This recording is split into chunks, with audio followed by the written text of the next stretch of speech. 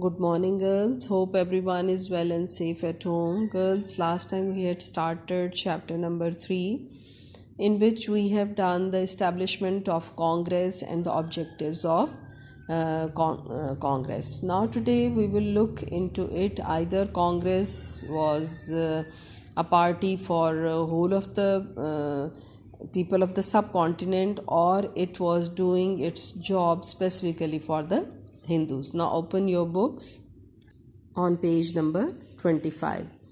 Congress as Hindu party. Now first of all write a question with it. Which events proved that Congress as Hindu party? That Congress was only and only a Hindu party. Because before it, A.O. Hume, who was a retired British civil servant, he formed Indian National Congress, and he tried to look into the problems of the people of the subcontinent, because there was increasing political unrest, there were economic difficulties, and there was increasing conspiracies. That's why, to look into it, he thought that there must be some representative party who could work for the benefits of the people of the subcontinent. But with the passage of time, it was proved that Congress was only and only party for the Hindus. Now we will look into it, that why did this developed in the minds of the people of the subcontinent. Was it true or not? Congress claimed that it was a sole representative of whole subcontinent. It tried to create an impression that all nations were supporting Congress, but actually it was protecting the interest of Hindus only.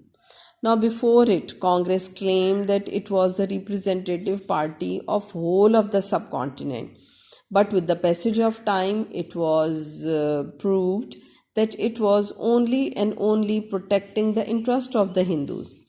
With the passage of time, it became clear that Congress was only the representative of Hindus in the subcontinent. Now look into the question how. When Hindus attempted to expel Muslims from the subcontinent, Congress supported Hindus. When Bal Gangadhar Tilak started the movement against Muslims, Congress protected him. When anti-Urdu movement was started, Congress supported Hindi. When Bengal was divided in the administrative ground in 1905, Congress opposed the division, as the division was in the interest of the Muslims. So these were the 4 different events which proved that Congress was doing the work for the interest of the Hindus. Clear? When Hindus, they attempted to expel the Muslims from the subcontinent, then Hindus supported it. Congress supported Hindus. And when Bal Gangadhar Thakur started the movement against Muslims, again Congress supported him. When anti-Urdu movement was started, again Congress supported Hindus. When Bengal was divided on the administrative ground in 1905, Congress opposed the division, as the division was in the interest of the Muslims. When Sir Syed Ahmad Khan was convinced, okay, now first of all make the answer confirmation of this question, which events prove that Congress is a Hindu party. So its answer will be only this paragraph, starting from here, and it will end till here. Now when Sir Syed Ahmad Khan was convinced that the policies of the Congress are in the interest of the Hindus and against the Muslims, he began to oppose Congress. So Sir Syed Ahmad Khan also opposed the proposal of Congress to elect the administrative of the subcontinent for Executive Council of Viceroy, when under Act of 1892, half members of the legislative councils were elected and half were nominated. But what was the dilemma over there? Not a single Muslim got elected or nominated. Muslims also rejected the proposal of the Congress to recruit the people in civil service through the competitive examination, as the Hindus were the beneficiary from the proposal, and as they were educated, and Muslims would be deprived from the civil services.